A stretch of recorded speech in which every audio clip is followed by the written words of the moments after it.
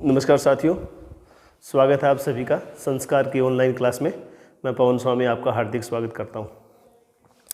रीट के बाद में हम आज पहली बार ऑनलाइन क्लास लेकर आ रहे हैं और संस्कार क्लासेज की तरफ से फर्स्ट ग्रेड और सेकंड ग्रेड दोनों के सभी विषयों के ऑफलाइन बैच स्टार्ट हो चुके हैं और रीट के अंदर हमारा बहुत अच्छा रिस्पॉन्स है।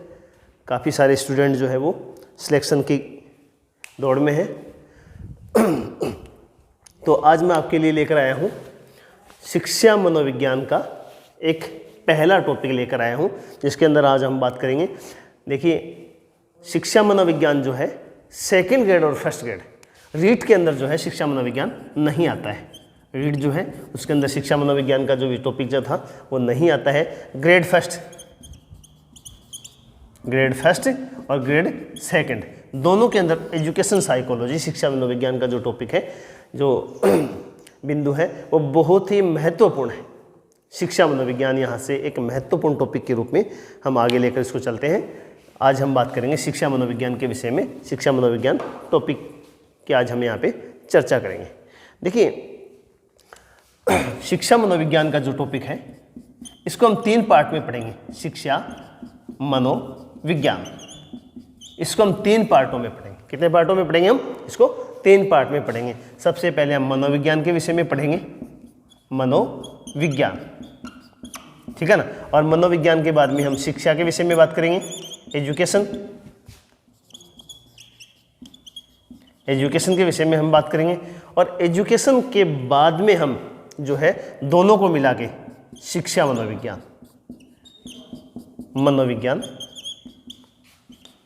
शिक्षा मनोविज्ञान के विषय हम बात करने वाले हैं। तो ग्रेड फर्स्ट और ग्रेड सेकंड दोनों के लिए बहुत ही इंपॉर्टेंट टॉपिक है, बहुत ही महत्वपूर्ण टॉपिक है। और यहाँ से कम 4 से 5% जो है सेकंड ग्रेड के अंदर यहाँ से आने वाले होते हैं और फर्स्ट ग्रेड के अंदर भी यहाँ से 2 या 3 और कई बार तो 4 क्वेश्चन तक भी यहाँ से आ जाते हैं शिक्षा मनोविज्ञान से। आज हम बात कर रहे हैं शिक्षा मनोविज्ञान के विषय में हम बात करते हैं। तो सबसे पहले हम मनोविज्ञान की हम बात करेंगे। मनोविज्ञान, ठीक है ना। मनोविज्ञान क्या होता है, मनोविज्ञान किसे कहते हैं, ठीक है ना। मनोविज्ञान की परिभाषाओं के विषय में हम बात करेंगे, बहुत सारी हम बात करेंगे। मनोविज्ञान की प्रथम प्रयोगशाला कहाँ स्थापित की गई, भारत के अंदर मनोविज्ञान की प्रथम प्रयोगशाला किसके द्वारा। तो इस टॉपिक के अंदर हम बात करेंगे मनोविज्ञान किसे कहते हैं, मनोविज्ञान की परिभाषाओं के हम बारे में बात करेंगे।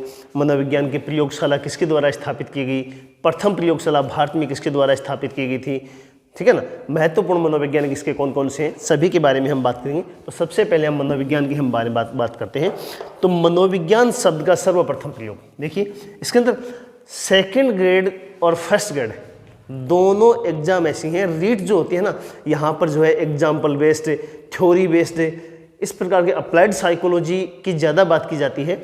लेकिन सेकंड ग्रेड और फर्स्ट ग्रेड दोनों ही एग्जाम्स के अंदर यहाँ पर फैक्ट के विषय में, फैक्ट के ऊपर प्रश्न बनाए जाते हैं कि प्रथम बार इस चीज़ का प्रयोग किसने किया, इसकी परिभाषा क्या होगी, ये सिद्धांत किसने दिया, ये सारी चीज़ें के बारे में ज़्यादा प्रश्न पूछे जाते हैं। यहाँ पर फैक्ट के विषय में ज़्यादा प्रश्न पूछे जाते हैं।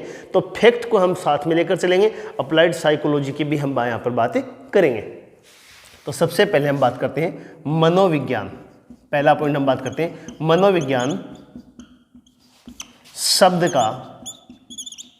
का सर्वप्रथम प्रयोग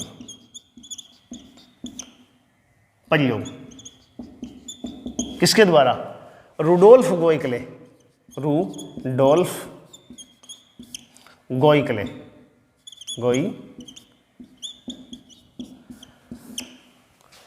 मनोविज्ञान शब्द का सर्वप्रथम प्रयोग रुडोल्फ गोइकले द्वारा 1590 में किया गया। यही मनोविज्ञान। देखिए, यहाँ से एक फैक्ट, ये सबसे पहले फैक्ट की हम बात करने वाले हैं कि मनोविज्ञान शब्द का सर्वप्रथम प्रयोग किसके द्वारा किया गया। तो पहली बात, मनोविज्ञान शब्द का सर्वप्रथम प्रयोग किसके द्वारा किया गया? और रुडोल्फ गोइकले द्वारा किया गया। कब किया गया? 1590 के अंदर किया गया। उसके बाद में हम दूसरी बात करते हैं कि प्राचीन काल की जब हम बात करते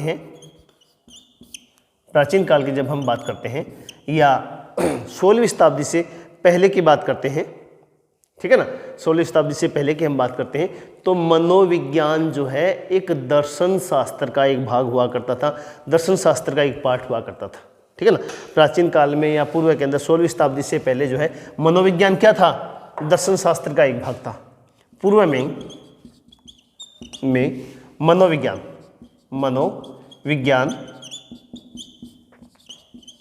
दर्शन शास्त्र का एक भाग था, ठीक है ना।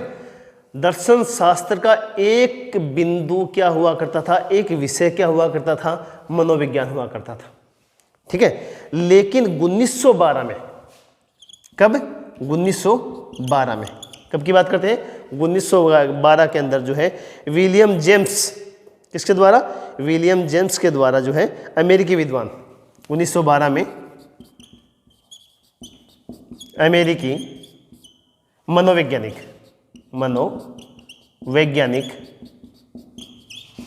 विलियम जेम्स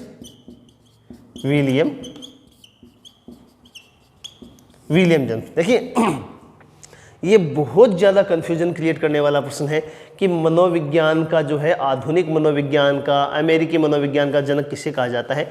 तो हम आगे हम बात करेंगे कि 1912 के अंदर मनोविज्ञान को जो है मनोवैज्ञानिक है, अमेरिकी मनोवैज्ञानिक है, इनके द्वारा, कौन है नाम है, विलियम जेम्स के द्वारा, 1912 में अमेरिकी मनोवैज्ञानिक विलियम जेम्स के द्वारा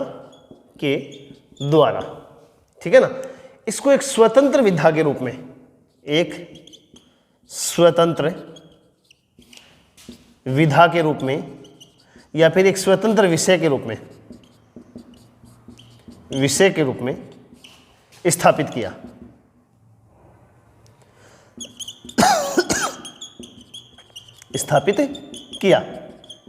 यहां से 2-3 तरह के प्रश्न बनते हैं कि आधुनिक मनोविज्ञान का जनक किसे कहा जाता है।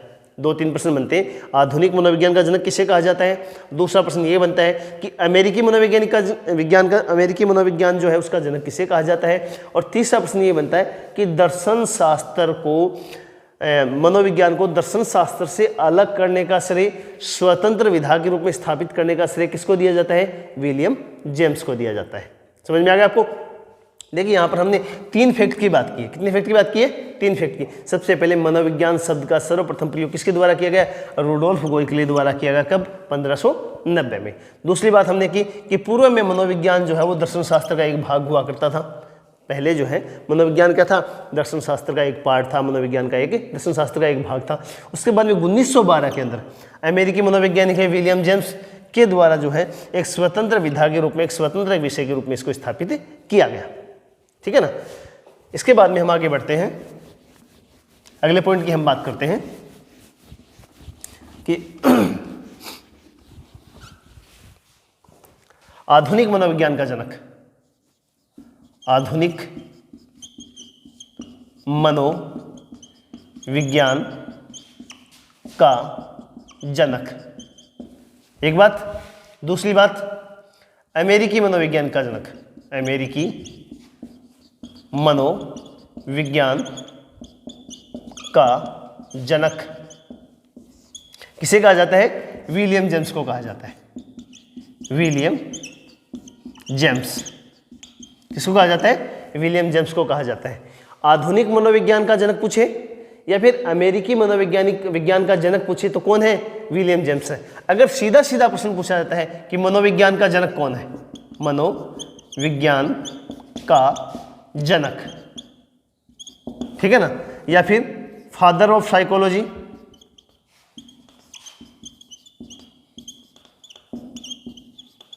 फादर ऑफ साइकोलॉजी किसे कहा जाता है, अरस्तू को कहा जाता है। किसको कहा जाता है, अरस्तू को। यहां से 2 प्रश्न देखिए, मनोविज्ञान का जनक किसे कहा जाता है, सीधा सीधा अगर प्रश्न पूछा जाता है कि मनोविज्ञान का जनक किसे कहा जाता है तो किसको कहा जाता है, अरस्तू को कहा जाता है। इसको फादर ऑफ साइकोलॉजी कहा जाता है, फादर ऑफ साइकोलॉजी कहा जाता है किसे, अरस्तू को। अगर ये प्रश्न पूछा जाता है कि आधुनिक मनोविज्ञान का जनक किसे कहा जाता है या अमेरिकी मनोविज्ञान का जनक किसे कहा जाता है तो वो कौन है, विलियम जेम्स है, ठीक है ना। कई बार प्रश्न ये आता है, कई बार कुछ स्टूडेंटों को ये भी लगता है कि मनोविज्ञान का जो जनक है, आधुनिक मनोविज्ञान का जो जनक है वो विलियम वुंट को कहा जाता है। ठीक है ना। लेकिन विलियम वुंट को आधुनिक मनोविज्ञान का जनक नहीं कहा जाता। 1879 में 1879 में विलियम वुंट ने और जर्मनी के लिप्जिंग शहर में मनोविज्ञान की प्रथम प्रयोगशाला स्थापित की थी, है ना। 1879 में जर्मनी के लिप्जिंग शहर में, कहाँ पर, जर्मनी के लिप्जिंग शहर में विश्व की पहली मनोविज्ञान की प्रयोगशाला किसके द्वारा स्थापित की गई? विलियम वुंट के द्वारा स्थापित की। किसके द्वारा स्थापित की? विलियम वुंट के द्वारा स्थापित की गई थी। और विलियम वुंट को जो है प्रयोगात्मक मनोविज्ञान का जनक कहा जाता है। तो इतना आपके क्लियर है। आधुनिक मनोविज्ञान का जनक किसे कहा जाता है? अमेरिकी मनोविज्ञान का जनक किसे कहा जाता है? विलियम जेम्स को कहा जाता है। और मनोविज्ञान का जनक किसे कहा जाता है, या फादर ऑफ साइकोलॉजी किसे कहा जाता है? अरस्तु को कहा जाता है। एक बार इसका स्क्रीनशॉट ले लीजिए, इसके बाद में हम आगे बढ़ते हैं। ठीक है, आगे हम देखते हैं अगला जो फैक्ट है उस फैक्ट की हम बात करने वाले हैं।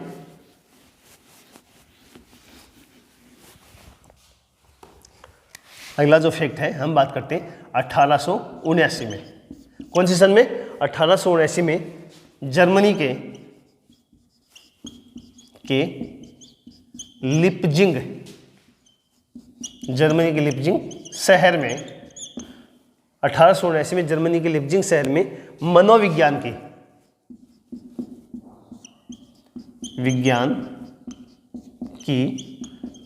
प्रथम प्रयोगशाला